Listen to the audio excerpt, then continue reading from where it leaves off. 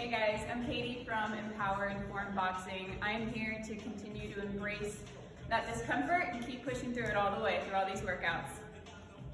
Awesome, Katie. Go ahead and start with your little warm-up. Okay, again, we know the jumping jack drill. Cool, hands to our side, you relax, shake off our legs, kind of just dance around a little bit, get a good 2-3 minutes of just moving around those legs, okay?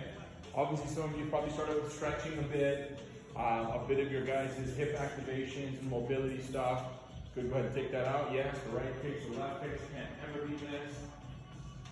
Cool, workout number 1 of the 5 for today. You guys, we're gonna go ahead and start into a squatted position, but we're gonna hold on our tippy toes. We hold that on our tippy toes for about 25 seconds, okay? So we're at 21, 22, 23, 24, 25. She drops her heels, locks them all the way out for speed squats, okay?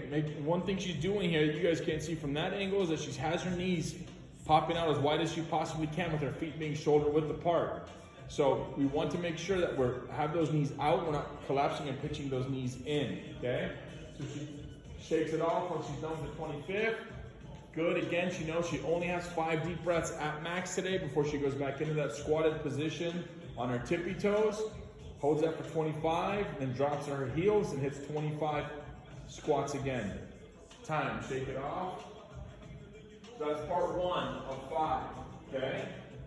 The second activity that we're going to do is going to be the bent knee lunge hold, okay? So what she's going to do is she's going to get into a lunge position.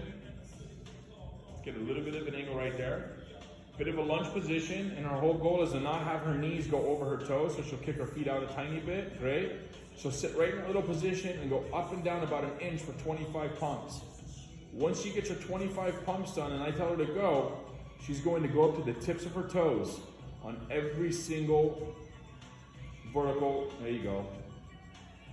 Back down to the heels, back up to the toes, back down to the heels, back up to the toes. We have 25 of these. It's very, very important that your knees don't pinch in on this. Really try to have that lead knee pushing out as wide as you possibly can. Switch. So it's 25 little short minimal pumps, micro pumps. So just a traditional lunge, explosive lunge with the tips of your toes, okay? There you go. Time. She's gonna get that air in. She's gonna go ahead and breathe for a few seconds. Keep that moving a tiny bit. Okay, next we've got a little squat jump, so a little chop hops. So Katie's gonna go ahead and sit into a squatted position. And she's gonna hold that squatted position for a small little hold of 30 seconds. Once her 30 seconds is complete with her timer or self-count, then she goes choppy feet as fast as you possibly can for 30 seconds.